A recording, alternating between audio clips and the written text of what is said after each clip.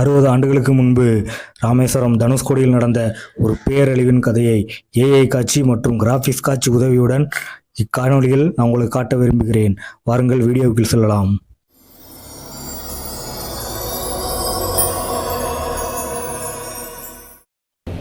1964ஆம் ஆண்டு டிசம்பர் மாதம் 19ஆம் தேதி இந்திய பெருங்கடல் மற்றும் வங்காள விரிகுடாக்கு இடையே உருவான மிகப்பெரிய சூறாவளி புயலானது தனுஷ்கோடியை நோக்கி 3 நாட்கள் கழித்து டிசம்பர் 22, 23ஆம் தேதிகளில் நெருங்கிக் கொண்டிருந்தது.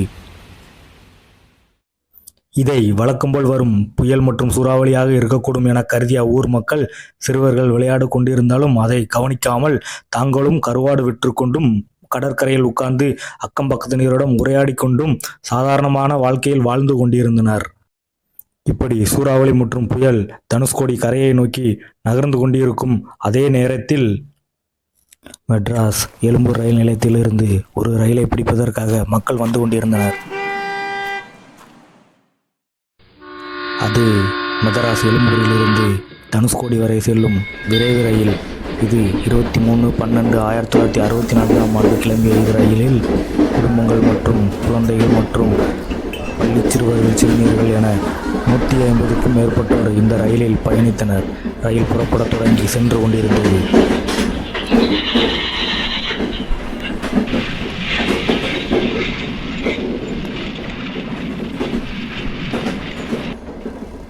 ரயில் ஓரிரு மாவட்டங்களை கடக்கும்போதே மிக கனமழை பெய்து கொண்டிருந்தது.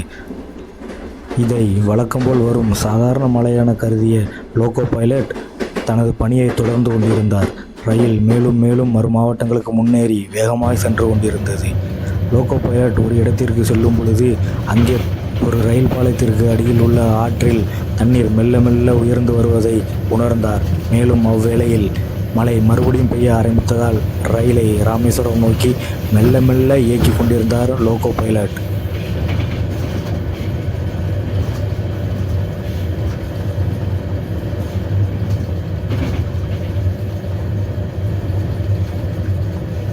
அப்போது நேரம் மணி 10ஐ தாண்டியது. பலர் அங்குமிங்கும் நடந்து கொண்டிருந்தனர். சிலர் புத்தகங்களை படித்து கொண்டிருந்தனர். சிலர் அயராது தூங்கி கொண்டிருந்தனர்.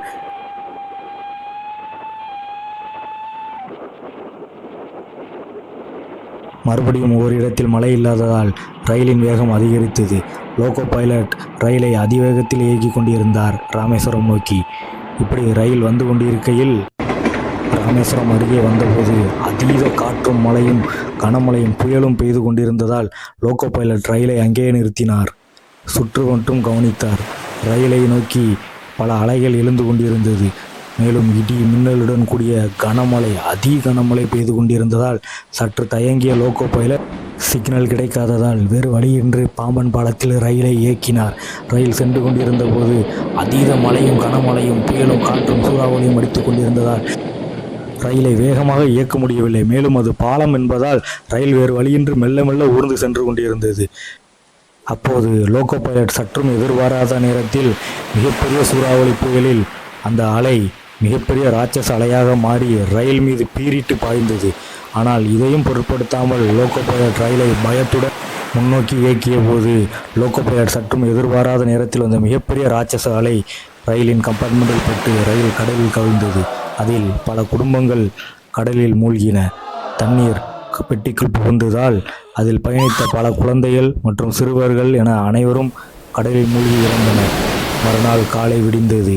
அந்த ரயிலில் பயணித்த அத்தனை நபர்களும் இறந்துவிட்டனர் என அரசாங்கம் கூறியது.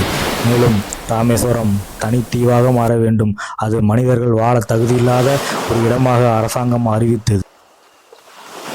அன்று தனுஷ்கோடி பாம்பனில் வீசிய அதிபயங்க காற்று மற்றும் மழையினால் அந்த ரயில் மட்டுமல்ல, ரயிலில் வந்த மக்கள் மட்டும் உயிரிழக்கவில்லை. அங்கு தனுஷ்கோடியில் வாழ்ந்த பலரும் தங்கள் குடும்பத்துடன் கடலில் மூழ்கினர். சிறு குழந்தைகள், பெரியவர்கள், வியாபாரிகள் என பலரும் கடலில் மூழ்கினர். அன்று நீச்சல் காளி எனும் ஒரு நபர் மட்டும் பலரது உயிரை காப்பாற்றியதாக கூறப்படுகிறது. இது நான் தனுஷ்கோடிக்கு சென்றிருந்த பொழுது எடுத்த ஒரு வீடியோ. இதில் காட்டப்படும் இவ்விடம் 60 ஆண்டுகளுக்கு முன்பு தேவாலயமாக இருந்துள்ளது. இக்கட்டிடத்தை பார்க்கும் பொழுதே தெரிகிறது அந்த புயலில் மக்கள் எத்தனை பேர் கஷ்டப்பட்டிருப்பார்கள், எத்தனை பேர் இறந்திருப்பார்கள். மேலும் அப்புயலிலிருந்து தப்பித்தவர்கள் மீண்டும் அவ்விடத்திற்கே சென்று தஞ்சமடைந்தனர். அவர்களின் நேர்காணலை காணும் பொழுது கண்களில் கண்ணீர் தாரத்தாரையாக வடிகிறது. அன்று என்ன நடந்தது என்பதை அவர்கள் விவரிக்கும் பொழுது மனது உலுக்கிறது. மேலும் இச்சம்பவம் தனுஷ்கோடியில் பெரும் சோகத்தை ஏற்படுத்தியது அக்காலத்தில். இதே போல ஒரு சம்பவம் மீண்டும் தமிழகத்தில் இதுவரை நடக்கவில்லை. நம் நாட்டில் எத்தனை சிறிய ரயில் விபத்துகள் நடந்திருந்தாலும் இந்த ரயில் விபத்து இன்றும் ஆறாத வடுவாக தனுஷ்கோடி மக்களின் மனதில் உள்ளது.